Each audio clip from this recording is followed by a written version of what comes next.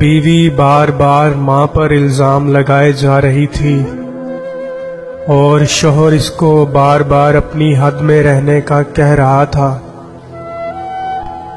लेकिन बीवी चुप होने का नाम ही नहीं ले रही थी।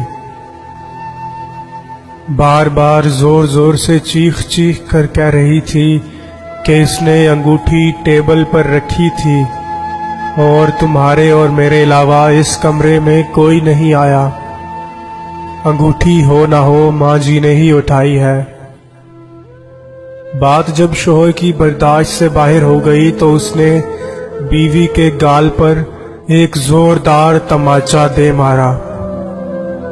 अभी 3 महीने पहले ही तो शादी हुई थी, बीवी से तमाचा बर्दाश्त ना हुआ। वो घर छोड़कर जाने लगी और जाते जाते शौहर से एक सवाल पूछा कि तुम्हें अपनी माँ पर इतना यकीन क्यों है।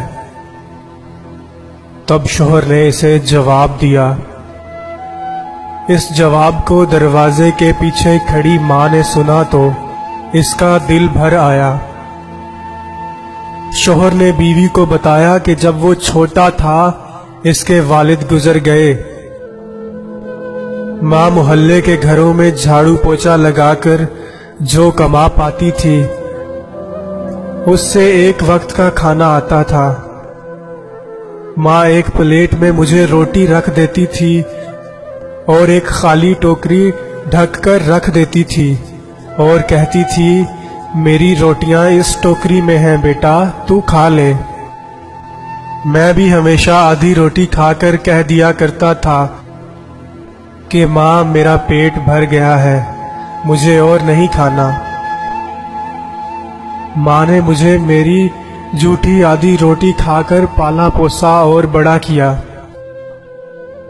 आज मैं 2 रोटी कमाने के काबिल हुआ हूँ, लेकिन मैं ये कैसे भूल सकता हूँ कि माँ ने उम्र के उस हिस्से पर अपनी ख्वाहिशात को मारा है। वो माँ आज उम्र के इस हिस्से पर पहुंचकर अंगूठी की भूखी कैसे हो सकती है, ये मैं सोच भी नहीं सकता।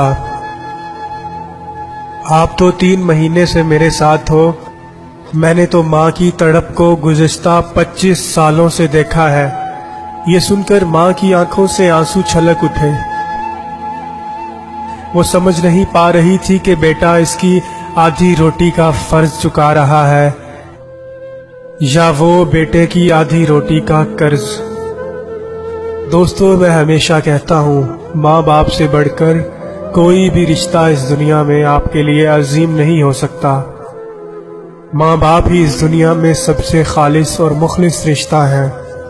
अपने माँ बाप की कदर किया करें।